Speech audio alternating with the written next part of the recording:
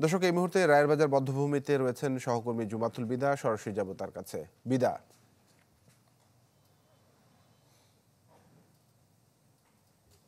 14 December সকাল থেকে কিন্তু একে একে ফুলেল শ্রদ্ধা নিবেদনের জন্য আসছে সাধারণ মানুষ রায়ের বাজার বধ্যভূমিতে।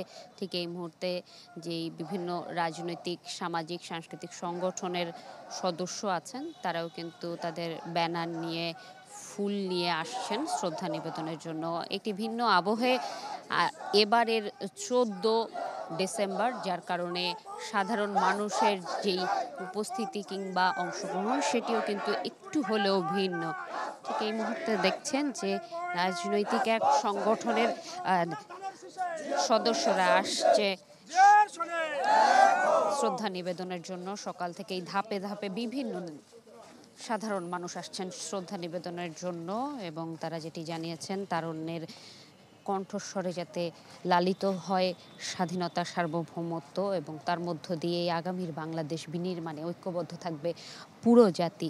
একই সাথে তারুণ্যের নিয়ে যেই নানা ধরনের প্রশ্ন, মেলবন্ধন হচ্ছে না, সেতুটি কোথায় আটকে আছে, এগুলো রয়েছে, সেটি নিয়েও সাধারণ মানুষ নিজেদের ভাবনার জায়গা প্রকাশ করেছে। একই সাথে বুদ্ধিজীবীদের যেই পূর্ণাঙ্গ তালিকা এত বছরেও প্রকাশিত হয়নি, সেটিতে তারা প্রতিক্রিয়া জানিয়েছেন, বলেছেন যত তাড়াতাড়ি সম্ভব যাতে এটি পূর্ণাঙ্গ তালিকা প্রকাশ এবং যেই বিচার প্রক্রিয়া ছিল সেটিও যাতে সম্পন্ন করা হয় তদন্তের ভিত্তিতে, সেই আহ্বানটুকু জানানো হয়েছে সাধারণ মানুষের কাছে। একে একে সাধারণ মানুষ আসছেন, শ্রদ্ধা নিবেদন করছেন, এবং শ্রদ্ধা নিবেদনের এই যে কার্যক্রম, এটি কিন্তু বেলা বাড়ার সাথে সাথে এর সংখ্যা কিন্তু আমরা প্রতি বছর দেখেছি বাড়ে।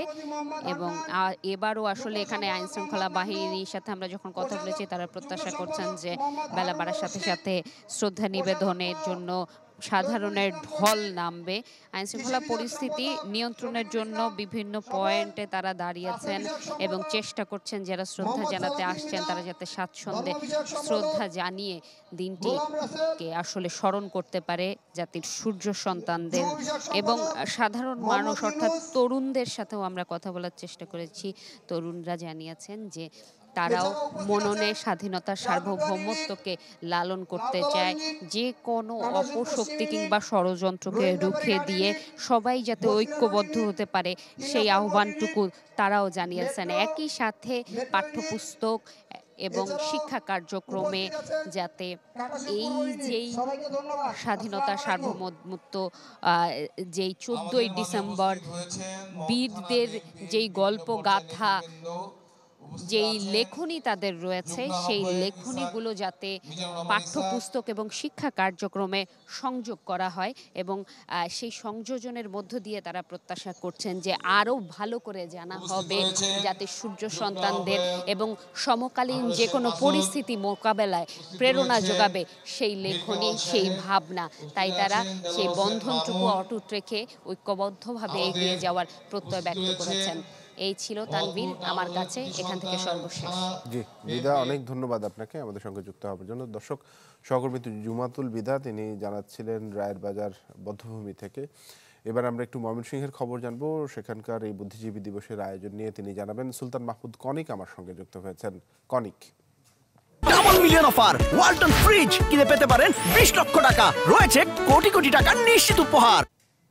তানভীর, মহান মুক্তিযুদ্ধে স্বাধীনতার ঠিক আগ মুহূর্তে এই বাঙালি জাতিকে পাকিস্তানি হানাদার বাহিনী এবং এদেশীয় দোসররা মিলে বিশেষ করে যে 14ই ডিসেম্বর যে হত্যাযজ্ঞ চালানো হয়েছিল, এবং স্বাধীনতার পরবর্তী সময়ে যখন এই বুদ্ধিজীবীদের ক্ষতবিক্ষত মৃতদেহ দেশের বিভিন্ন জায়গায় পাওয়া যায়, তার মধ্য দিয়ে প্রকাশ হয় যে কিভাবে তারা জাতিকে মেধাশূন্য করতে চেয়েছিল।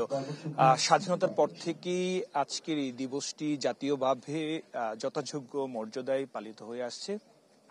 ময়মনসিংহ আজকের এই দিবসটি ঘিরে অনেক ধরনের কর্মসূচি কিন্তু গ্রহণ করা হয়েছে প্রশাসনের পক্ষ থেকে। আমরা দেখেছি যে ময়মনসিংহের যে থানাঘাট বধ্যভূমি রয়েছে সেখানে ঠিক সকাল 7:30টায় বিভাগীয় প্রশাসন, রেঞ্জ ডিএজি কার্যালয়, জেলা প্রশাসন, পুলিশ সুপার এবং বিভিন্ন সরকারি বিভাগের পক্ষ থেকে এবং সামাজিক সাংস্কৃতিক সংগঠনের পক্ষ থেকেও এই শহীদদের কে শ্রদ্ধা ভরে স্মরণ করা হচ্ছে এবং আজকের এই দিবসটির তাৎপর্য তুলে ধরতেও জেলা উপজেলায় বিভিন্ন স্কুল, কলেজ এবং মাদ্রাসায় বিশেষ আলোচনা সভার আয়োজন করা হয়েছে আমরা যতটুকু জেনেছি। এবং এই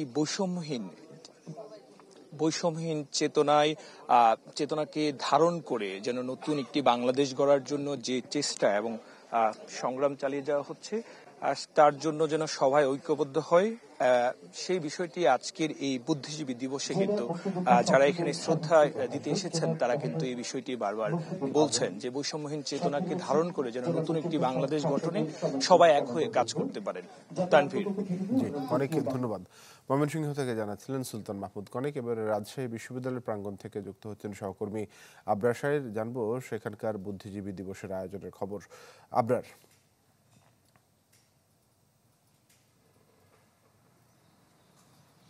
রাজশাহী বিশ্ববিদ্যালয়ে বরাবরের মতো এবারেও সকাল 8টাতে মূল আনুষ্ঠানিকতা রাখা হয়েছে। এছাড়া ভোরবেলা থেকে কিন্তু বিশ্ববিদ্যালয়ের বিভিন্ন গুরুত্বপূর্ণ যে ভবনগুলো সেগুলোতে পতাকা উত্তোলন করা হয়েছে। এই মুহূর্তে আমরা দাঁড়িয়ে আছি ঠিক সিনেট ভবন এবং প্যারিস রোডের বিপরীতে, যেখানে বুদ্ধিজীবী স্মৃতিফলক রয়েছে। দেখতেই পাচ্ছেন যে এখনো এখানে সাজানোর কাজটি চলছে। 8টার পরপরই বিশ্ববিদ্যালয়ের প্রশাসন সহ অন্যান্য ইনস্টিটিউট, হল প্রশাসন, শিক্ষক সমিতি, অফিসার সমিতি, সাধারণ কর্মচারী ইউনিয়ন সার্বিকভাবে সকলেই এখানে এসে ফুল দিয়ে শ্রদ্ধা জানাবেন। আজকের দিনে রাজশাহী বিশ্ববিদ্যালয়ে 3 জন অধ্যাপককে এখানে স্মরণ করা হয়। শহীদ অধ্যাপক হবিবুর রহমান, অধ্যাপক সুখরঞ্জন সমদ্দার এবং অধ্যাপক মীর আব্দুল কাইয়ুম। যদিও এই 3 জন বিভিন্ন সময়ে ঠিক আজকের দিনেই মারা গেছেন বা আজকের দিনে নিখোঁজ হয়েছেন এমনটা নয়। মুক্তিযুদ্ধ চলাকালীন সময় বিভিন্ন সময়ে তাদেরকে ধরে নিয়ে নির্যাতন করে হত্যা করা হয়েছিল এবং 2-1 জনের মরদেহ এখান থেকে বেশ খানিকটা দূরে পাওয়া গিয়েছিল এবং তাদের যে সমাহিত করা হয়েছে রাজশাহী বিশ্ববিদ্যালয়ে 1 জনের শুধু সমাধিস্থল পাওয়া গেছে, সুখরঞ্জন সমদ্দার। আজকের সারা দিনটাতেই নানা আয়োজন রয়েছে। সকাল 9টায় আলোচনা সভা, এছাড়া বিশেষ মোনাজাতের ব্যবস্থা করা হয়েছে। বিশেষ প্রার্থনা রয়েছে 5:30টায়, সন্ধ্যা 6টায় রয়েছে নাটক বুদ্ধিজীবী স্মৃতিফলক চত্বরে। এছাড়া 14 থেকে 16 ডিসেম্বরে একটি আয়োজন রাখা হয়েছে জুলাই বিপ্লব স্মৃতি স্মারক, গ্রাফিতি ও পোস্টার প্রদর্শনী। তো সার্বিকভাবে বলা যায় যে আজকে থেকে শুরু করে আগামী 16 তারিখ পর্যন্ত নানা আনুষ্ঠানিকতা রয়েছে। আনুষ্ঠানিকতা শুরু হবে সকাল 8টায় এবং এটি চলবে প্রায় ঘণ্টাখানেক। এ ছিল আমার কাছে রাজশাহী বিশ্ববিদ্যালয় থেকে। জি, আবরার, ধন্যবাদ আপনাকে। আবরার সাহেব যুক্ত হয়েছিলেন রাজশাহী থেকে।